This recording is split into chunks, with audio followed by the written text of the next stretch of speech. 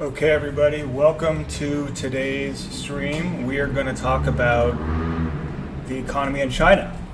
Yesterday slash this morning, news release came out that they're actually not going to release economic data. They're not going to do GDP. So what we're going to do today is we're actually going to go over to Rose and we're going to look at some of the things that we've built to track economic conditions in China across a couple of different dimensions.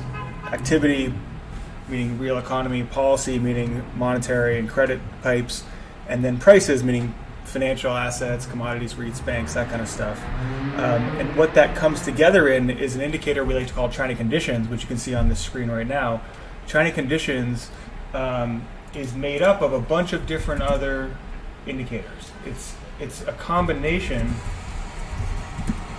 of essentially these three underlying indicators, as I talked about before: activity, policy, and prices. And you can see, if you go to Explore, you can kind of look in all the different things we're going to cover today are going to be in this one map. So you can update it in one place. Forgive any formatting issues. But what we're going to see is that you can break it into three pieces. And these three pieces are telling a story about the economy.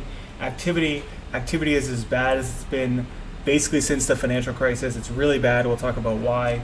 Policy is actually quite stimulative. It's as stimulative as it's been since the global financial crisis. And then prices for everything are basically almost at, as bearish as they can get, as bearish as they've been since 2008. And we're going to go into why that is the case. So let's start with activity, which is the closest analogy we have to real economy, and compare it to the Li K-Yang index. Not as updated, obviously, and you can see that there's different sensibilities. Li Ka-Yang, a little bit more rallying out of the lows, but we tend to have a little more lead, and both are reasonably depressed. We're really down here, COVID lows, 2015, 2016 lows of activity. Now, these are just lines. This doesn't tell you anything, right? The next part of this presentation, we're going to show you the individual time series that go into those lines, all the things that kind of go into all these different little nibs and knobs, so you can click on them, you can open them up, you can look at them. This dashboard just presents them in a nice, easy way. And so let's start with economic policy, not the most important thing. Lots of economic policy kind of rolled off. The right-hand side of these dashboards will be the raw data, and the left will be what we did to transform it into an indicator, okay, something that is relatively stationary, has well-defined properties for aggregations. Anyway, let's move on. Consumer confidence, one of the most bearish things out of China right now. You can see on the raw level and on an indicator level, it's a little bit less bearish because it's now subdued, but these are the worst consumer confidence we've ever had. Same with surveys. These are the surveys we're looking at: banking confidence, monetary policy, loan demand, loan approvals. We can go into individual one of these in a bit, but we'll do that later. Retail sales actually doing okay. The household's doing okay. Reasonably stabilized. There was a pretty big crack actually in the beginning of this year during the initial lockdown. That seems to be coming off a little bit, and activity is coming up as a result. Industrial production also had crashed and coming back up, so maybe a little bit off the lows. Freight traffic looks reasonably healthy, but not super strong. It's a very choppy series. Freight traffic and imports and electricity are a lot of the things that go into this Li Ka-Yang index, and so you're going to see some similarities there. Here's industrial production, again, really choppy series, classic, coming back. Freight, imports is now relative to the last year or two actually contracting or flat, basically. Not as much growth as historically you've seen. Exports, tons of exports coming out of the stimulation. That's also more or less sold off to kind of now stabilized over the year-on-year level. Let's go look at manufacturing. Manufacturing PMIs are weak but moderately better. Services PMIs were kind of strong and are now kind of tipping back over again, which isn't good for anybody. New orders, manufacturing, there's that big drawdown in April from the lockdown, coming back up, but all still bearish. I mean, this is a negative 0.5Z. It's still not good. This is where it starts to get really ugly. Housing starts, just disaster housing starts, down in 2015 levels. You can see that's a -2 on our index. That's dragging it down a lot. That makes sense. Huge property crisis. Meanwhile, electricity output's doing fine. Electricity output is doing, reasonably fine relative to expectations historically. Not a super strong growth rate, and when you seasonally adjust this, it doesn't look as good. That's why it's not as strong. So what do we have? We have activity across the board, except for a couple of green shoots. Basically deflationary, basically recessionary. Let alone what they actually say in the GDP report. I'll show you that in a second. It doesn't really tell you anything. Let's move over to prices, right? So that's real economy. Prices is what the financial system is doing to figure out how much everything in this economy should be worth, and it's a disaster. It's really bad right now. Driven largely by property prices that are crashing relative to history. Steel, you had a lot of inflation last year in steel and coking coal. Steel's off the highs, coking coal's back at the highs, actually, interestingly enough. Iron is down a ton. This is a really important indicator. You can see this huge price move in 2010, 2012, 2014 when they stimulated out of the housing crisis and set up their own housing crisis, and then again post-COVID, and we're really coming off the highs on that. That's going to be deflationary for the world. That's actually a huge deflationary input. Same with copper prices. So energy prices, copper prices, a lot of these prices are turning over, not just in China and everywhere.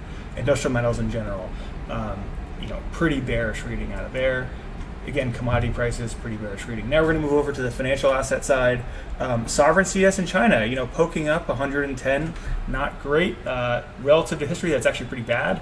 And a rate of change, which is pretty bad. Equity vol is up to 35 on FXI. That's not crisis level, but it's also not good. It's we're having some stress. That implies about a 2% move a day in those stocks. That's a lot. REITs, disaster. REITs are fucked, excuse me. Property prices, property is really bad. This is going to be a big leading indicator for banks. This is our banks indicator, excuse the formatting issue. You can see banks are down as well. We have another read for specific banks here, a little bit hard to see, but you can see the bond prices for the property companies are just dead.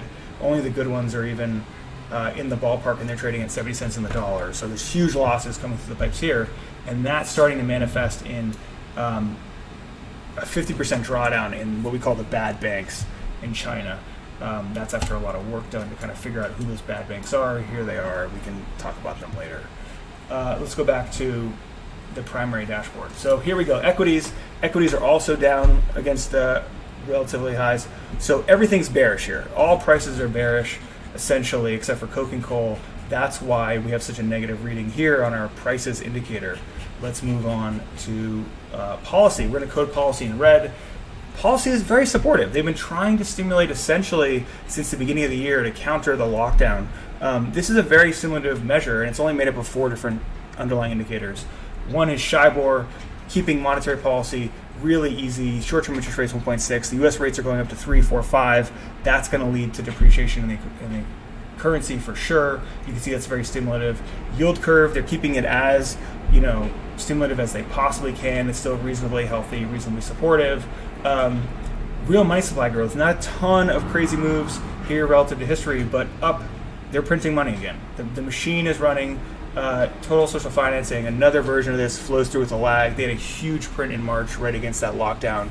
A lot of this is seasonal and wiggly, but you can see that flow has kind of come off. So what do we see in total? Well, we see an economy, the blue line, which is this blue line, sorry for the formatting, which is crushed, but some green shoots. A couple green shoots as we get further and further away from lockdown, and the property price flow through continues unless we get a real financial who's a futz it. The who's a futz it's really messing with the prices, though. That's going to lead to losses in the financial institutions. That's going to make it hard to expand credit, and so that's why they're stimulating so much. So that's today's video, just a quick one into China conditions. The headline synthesis is that they are not good. They are pretty bad. And unless this policy stimulation can start to really flow through to activity, we wouldn't expect assets to rally, but we're not going to expect them to, we're not going to We don't think they're going to have a huge rally. We don't think they'll have a huge sell-off because they're so depressed. But I wouldn't really go bottom feeding right now until we have any confirmation that either the policy pipes are going to change or there's a new transmission mechanism to the real economy and we start to see this activity line poking up. So that's it from me today. Thanks, guys.